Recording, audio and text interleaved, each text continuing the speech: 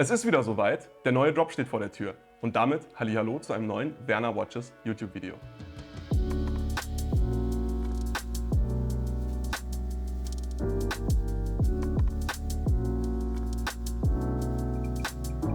Und zwar habe ich wieder einige, an der Zahl über 20 Vintage-Uhren kuratieren können. Natürlich wie immer mit dem Fokus auf Neo-Vintage-Cartier-Uhren, aber auch einige Modelle, die man von mir vielleicht nicht so kennt und auch einfach außergewöhnliche Modelle, auf die ich mich sehr freue, sie gleich präsentieren zu dürfen. Fangen wir aber doch direkt mal zu meiner Rechten an. Diese Uhr hier ist bezeichnend für das, was im Drop dabei ist. Es ist die klassische Cartier Santos Galbé, Referenz 187901. Das ist die klassische frühe Quarzreferenz. Wir haben die Uhr mit Box und Papieren und einfach ein schönes, ehrliches Set von einer schönen, ehrlichen Uhr. Genau das ist es, muss man so ehrlich sagen. Und dieses Topic, das Topic Santos, zieht sich durch den gesamten Drop. Es ist tatsächlich so, dass ich glaube, das erste Mal jemals über 10 Santos-Uhren in diesem einen Drop dabei habe. Da bin ich auch ehrlich stolz drauf. Der letzte Drop ist ungefähr 2 Monate her. Das macht mehr als eine Santos die Woche. Das ist schon wirklich nicht wenig und das war auch harte Arbeit, die kuratieren zu dürfen. Ich würde vorschlagen, bevor ich hier auf die Uhren in der Box gehe, erzähle ich euch noch etwas über die hier, denn die ist vielleicht das Highlight unter den klassischen Carré-Modellen. Ihr kennt alle die 2961, die klassische Stahlgold-Santos Carré-Referenz. Ich glaube, über die Referenz muss ich euch nichts mehr erzählen. Bei der Uhr ist aber alles andere als die Uhr ist aber alles andere als die klassische Carré. Wir haben einen Zustand, der seinesgleichen sucht. Das sage ich als Sammler und Händler so. Ich weiß, das mag fast so klingen, als würde ich jetzt total inflationär immer über gute Zustände sprechen. Und das hat natürlich was damit zu tun, dass ich mir einfach sehr viel Mühe gebe, nur Santos-Modelle in sehr gutem Zustand zu kaufen. Aber auch bei mir schwankt das natürlich. Und auch ich habe meine schlechtere, gemessen jetzt am Gesamtzustand. Ich gebe mir sehr viel Mühe, gerade bei den Carrés immer auf unpolierte zu achten, aber dass man, so wie in dem Fall, eine unpolierte und auch quasi ungetragene findet, die dann auch noch im Fullset mit Umbox kommt, mit fast voller Länge Armband und Patina, das ist ganz wichtig, Patina auf Lünette und Schrauben, das bedeutet angelaufene Schrauben und Lünette, das ist schon wirklich, wirklich selten, das hat man nicht oft. Und ich bin ganz, ganz froh darüber, euch diese als sozusagen Top-Carré dieses Drops präsentieren zu dürfen. Tatsächlich ist es aber so, da möchte ich jetzt keinen falschen Charme an den Tag legen. Ich glaube, ich habe selten so eine gute 2961 Auswahl anbieten können wie bei diesem Drop. Wir haben, ich glaube, 5 klassische 2961 Modelle, die allesamt in einem atemberaubenden Zustand sind. Nur eine fällt da so ein bisschen ab. Wir haben noch 2 weitere, die garantiert unpoliert sind und sonstige, die wirklich in einem sehr, sehr schönen Zustand sind. Das bedeutet, wenn ihr eine 2961 sucht, ist, glaube ich, der Drop nun wirklich mal eine gute Gelegenheit. Gehen wir direkt hier rüber. Ganz kurz zu erwähnen noch, klassische 2319, ihr kennt die Uhr mittlerweile wahrscheinlich auch. Das ist sozusagen das Galbé-Pendant zur 2961, nämlich die automatische Variante der Galbé in einem sehr, sehr schönen unpolierten Zustand mit Originalbox. Einfach eine richtig schöne Uhr zum Tragen. Komplett bedenkenlos, die kann man immer und überall rocken. Selbst die Wasserdichtigkeit ist recht gut bei diesen Modellen, das darf man sich echt nicht, darf man nicht unterschätzen. Insofern eine richtig geile Daily Watch und mit der Box macht die natürlich einiges her. Ich traue mich fast gar nicht hier vorne zu der großen Box zu kommen, wo natürlich richtig die Musik spielt. Wir haben hier in der oberen Reihe, wenn man mal die Mitte rauslässt, zu der ich jetzt gleich komme, die eben erwähnte Auswahl an 2961 Modellen. Hier auf der Seite vielleicht ganz spannend noch ein Gaudran-Modell. Ist tatsächlich das erste Mal, dass ich eine Gaudran im Shop anbieten kann. Gaudran habt ihr vielleicht alle schon mal gehört, zumindest mal irgendwo gelesen, ohne sich da genau was vorstellen zu können. Das ist dieses etwas fancy Band mit ohne die Schrauben. Das bedeutet mit diesem schmuckigen Mittellinks. Mir gefällt das sehr, sehr gut. Der Zustand ist wirklich fein. Muss man mögen, ganz ehrlich. Also das ist jetzt nicht die klassische 2961. Ich finde es aber total schön und es gefällt mir auch einfach mal was zu haben, was so ein bisschen von der Norm abweicht. Wir haben ein sehr, sehr langes Band, das ist schön und einfach overall eine tolle Uhr. Dann kommen wir vielleicht mal zu den 2 echten oder den 2 seltensten Uhren aus der Santos-Kollektion, die wir in dem Drop haben. Ich glaube, das vorvorletzte Video war es mit der En Massiv mit der goldenen Santos. Auch im letzten Drop hatte ich schon eine. Und es ist mir tatsächlich wieder gelungen, eine En Massiv, eine vollgoldene Cartier Santos Carré für diesen Drop kaufen zu dürfen und entsprechend euch anzubieten. Das ist schon atemberaubend, wenn man sich überlegt, dass ich bis in den letzten Drop noch nie eine 2961 öffentlich sozusagen angeboten habe und jetzt 2 Drops in Folge eine En Massiv dabei ist. Also das ist schon wirklich was Besonderes. Das ist was, was auch mir so ein bisschen ja, zeigt, dass ich einfach mittlerweile wirklich an einem Punkt bin, wo ich richtig stolz darauf sein kann, was ich so für euch kuratiere. Und da ist natürlich hier die En Massiv, die muss ich jetzt auch mal aus der Box rausnehmen, ist natürlich ein unfassbares, ja, wie sagt man, Symbol dessen. Es ist eine, wenn ich jetzt rausnehme, ist eine unfassbar schwere Uhr. Es ist die klassische 2960 Cartier Santos Carré, aber eben in Vollgold. Wir haben ein unpoliertes Band, einen Kopf, der wahrscheinlich mal poliert wurde, aber auch das ist sehr, sehr gut passiert. Ich könnte mir sogar vorstellen, dass die Lünette komplett unpoliert ist, weil die ist noch richtig schön dick und hat noch richtig schön Material. Das Band ist übrigens auch recht lang, also es passt mir sogar sehr gut und ist sogar fast noch ein Stück zu weit. Also das ist wirklich für mich wahrscheinlich auch wieder das Highlight-Piece des Drops und ich bin ganz, ganz stolz, die euch hier präsentieren zu dürfen. Kommen wir vielleicht zu einer anderen Highlight Santos, die wir hier haben. Die Uhr kennt ihr schon, wenn auch leicht abgeändert, und zwar hier vorne zu der wunderschönen 2960 Ergo Stahlmodell Carré Burgundy. Ich hatte im letzten Drop dieses Modell schon und ich muss sagen, für mich als Sammler und Liebhaber war es so, ich fand es schön, dass die Uhr in so einem ehrlichen Zustand ist. Wir hatten ein Ziffernblatt, was voll mit Spiderwebs war. Wir hatten ein Gehäuse, was echt nicht mehr schön war. Es war sehr stark getragen. Ich fand es schön, weil als Purist, Liebhaber und Sammler gehört es auch dazu, zu acknowledgen, dass auch manche Uhren eben nicht mehr perfekt sind. Das gehört dazu und auch diese, finde ich, haben entsprechend verdient, getragen zu werden und geschätzt zu werden. Leider kam das bei euch nicht so an. Das ist aber auch absolut okay. So hat jeder seine eigene Meinung und deswegen habe ich mich dazu entschieden, die Uhr einmal professionell aufarbeiten zu lassen. Die Uhr hat eine komplette Gehäuserestauration bekommen. Das Gehäuse ist jetzt wieder Picobello und natürlich wurde auch ein neues Ziffernblatt eingebaut, ein originales Cartier Burgundy Serviceblatt. Das heißt, die Uhr erstrahlt jetzt wieder in neuem Glanze. Wunderschönes Modell. Natürlich wurde die Aufarbeitung 100% korrekt durchgeführt von einem mir sehr gut vertrauten Gehäuserestaurator. Ich würde die Uhr auch nicht jedem anvertrauen, aber bei ihm war ich mir sehr sicher, dass die Uhr schön wird und das ist sie auch geworden. Ich habe sie gestern erst abgeholt und bin total begeistert gewesen. Ich habe sie dann auf der Rückfahrt die ganze Zeit am Handgelenk gehabt und war wirklich begeistert. Ansonsten machen wir weiter, haben wir hier vorne noch eine klassische Galbé in Stahl, gehört auch manchmal dazu als Quarzmodell. Das ist die 1564, vielleicht ganz spannend, weil ihr habt es hier bei der hier schon gesehen, das ist eine 187901. Das Pendant wäre ja die 987901, das heißt, das wäre eigentlich eine 987901, weil sie das Mark I Band, das heißt mit der Schmuckschließe hat. Aber, und das ist das Spannende, es ist eine sehr frühe 1564 mit Schmuckschließe noch. Da wurden nur sehr wenige von gebaut, macht der Ehrlichkeit halber den Braten aber nicht fett. Also die Uhr ist nicht besser oder schlechter deswegen, sie ist müh seltener. Auf der anderen Seite, die Uhr hat sich ja zur 987901 kaum verändert, bedeutet, wem das wichtig ist, der kann ja auch einfach eine 987901 kaufen. Bedeutet, der monetäre Mehrwert ist nicht groß da. Ich finde es einfach eine schöne Geschichte, weil dann vielleicht eine Effe Quarz Galbé vielleicht noch mal ein Stück spannender wird. Nicht? Also es ist nichts, was die Uhr jetzt viel besser macht, aber es ist einfach ein spannender Faktor. Ich glaube, das sagt alles. Ansonsten haben wir natürlich wieder eine ganz große Auswahl an an Cartier Tank-Modellen, in dem Fall allesamt Mast-Modelle aus der Mast-Kollektion von Cartier, ergo immer vergoldet, mit Silber als Base Metal. Was ganz spannend ist, Weihnachten steht vor der Tür, ergo habe ich mich dazu entschieden, auch mal ein paar Damenmodelle ins Inventar aufzunehmen, die seht ihr hier vorne. Da sind auch einige ganz spannende Modelle dabei. Also wir haben eines, das ist meines Wissens nach damals auch künstlich limitiert gewesen, mit ganz spannenden Numerals und einer Fallschließe.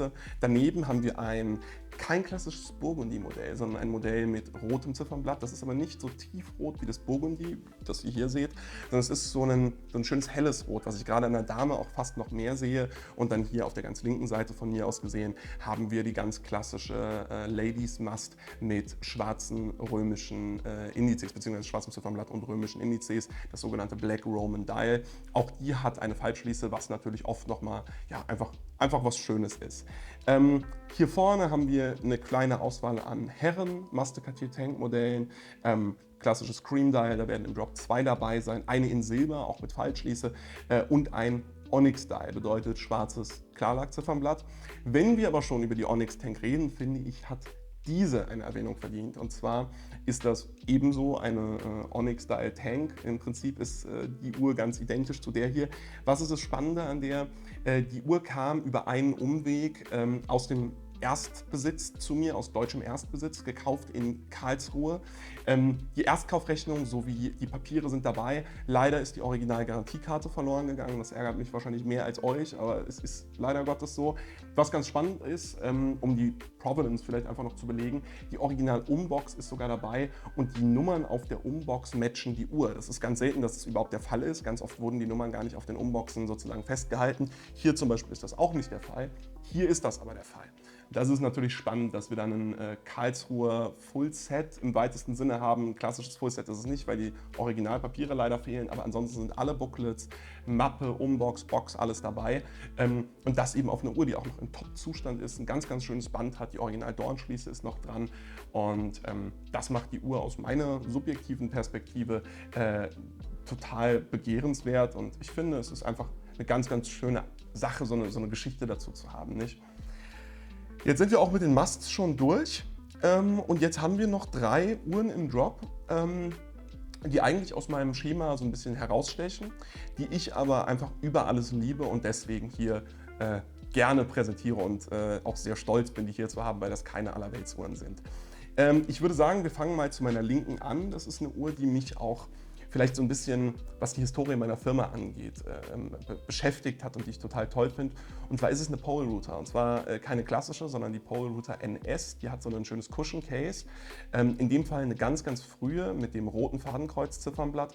Und das ist das Allerspannendste an der Uhr. Die Uhr an sich ist schon top, bitte da nicht falsch verstehen. Aber fast das Spannendste an der Uhr ist die Tatsache, dass noch das originale Universal Genève signierte Guy Frère Band, Guy Frère, ein großer Bänderhersteller damals, in voller Länge dabei ist.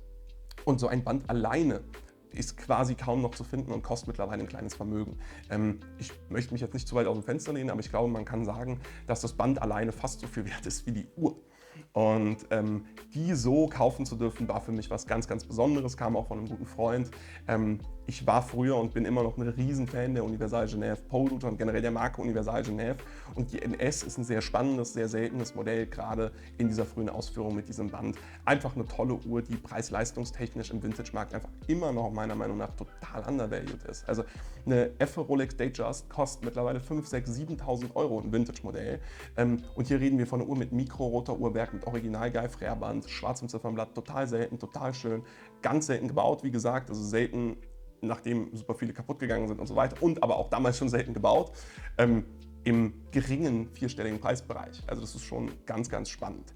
Machen wir weiter mit einer Uhr, die ihr schon aus einem Video von mir kennt, und zwar einer Gerald Genta. Ihr wisst, die Marke Gerald Genta ist momentan so, ja, ich möchte sagen, das neue Sternchen am im weitesten Sinne irgendwie Indie-Uhrenhimmel, wobei das ja nicht so wirklich stimmt, denn Gerald Genta wird ja jetzt zusammen mit Louis Vuitton Moet Hennessy, also LVMH, neu aufgebaut in Zusammenarbeit mit der Frau, mit der Witwe von Gerald Genta. Und hier haben wir eines der Key Pieces aus der Genta-Kollektion von damals, also ein originale Genta, und zwar mit einer Komplikation, die auch in der neuen Genta, die ja für die Only Watch-Auktion schon vorgestellt wurde, sozusagen matcht, und zwar eine Bi-Retro, die klassische 38er Jumbo Bi-Retro mit Bi-retrograder Minute und Datum, also retrograder Minute und Datum, also Bi-Retro und einer springenden Stunde. Eine unfassbar spannende Uhr, die man so erst ganz, ganz selten gesehen hat, die auch ganz, ganz selten auf den Markt kommt und, Gott, ich muss die immer wieder drapieren, und die so auch einfach nur ganz, ganz selten gebaut wurde. Ich selbst habe ja auch eine dieser Uhren in meiner Privatsammlung. Ich bin ein Riesenfan von der Uhr, ich trage sie unfassbar gerne. Es ist wirklich so, das habe ich in dem Video auch schon gesagt, das Tragen dieser Uhr macht die volle Stunde fast zu so einem Event. Weil dann springt halt der Zeiger um, das Datum springt, also um 0 Uhr dann entsprechend, die Stunde springt. Das ist richtig, in Genf hatte ich eine an und da haben wir uns teilweise wirklich zur vollen Stunde um die Uhr versammelt, um zuzugucken, wie die quasi umspringt. Das ist schon atemberaubend. Und wo wir bei der Pole Router schon bei Preis-Leistung waren, muss ich sagen, da finde ich, geht die Genta in die gleiche Nische. Ich meine, das ist bei weitem keine günstige Uhr mehr, bitte versteht mich nicht falsch. Die Tatsache, dass Genta zurück ist, die Tatsache, dass Genta generell einfach der legendärsten Designer des letzten Jahrhunderts, Uhrendesigner des letzten Jahrhunderts ist, spielt natürlich eine große Rolle. Aber wir reden nichtsdestotrotz von immer noch vierstelligem Preissegment. Und wenn man Genta als eine Indie-Marke versteht, vor allem Genta von damals, und die Komplikationen für das sieht, was sie ist, dann finde ich, sind knapp 9.000 € für diese Uhr immer noch ein sehr, sehr fairer Preis gemessen an der nächsten Neffen. Rolex Submariner zum Beispiel, die Liste einfach 2.000 € mehr kostet. Ich glaube, ihr versteht meinen Punkt und ich glaube, ihr meine Zuschauer, habt ein Herz für solche irgendwie außergewöhnlichen, besonderen, seltenen Neo-Vintage-Uhren. Und deswegen dachte ich mir, dass es jetzt Zeit ist, diese Uhr ziehen zu lassen. Die Uhr ist in einem atemberaubenden Zustand, das ist vielleicht noch zu erwähnen. Also unpoliert, top Condition. Das Originalband, das Original Genta-Band sowie die Dornschließe sind dabei, ungetragen oder fast ungetragen. Das ist ganz spannend. Also ich würde mich so weit aus dem Fenster lehnen zu sagen, dass diese Uhr quasi nie getragen wurde. Ich habe sie ein paar Mal getragen. Ich bin mir sicher, dass die auch davor schon getragen wurde, aber man sieht es kaum. Die Tragespuren halten sich wirklich im Rahmen. Entsprechend eine Uhr im wirklich gutem Zustand. So, jetzt kommen wir noch zu einer Uhr, die vielleicht so ein bisschen mein persönliches Highlight des Drops ist und auch die Uhr, bei der es für mich wahrscheinlich am schwersten ist, sie zu verkaufen.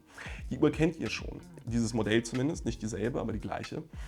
Ich hatte vor knapp einem Jahr, wird es her sein, eine wunderschöne Platin Ultra Thin Quarz Omega im Inventar.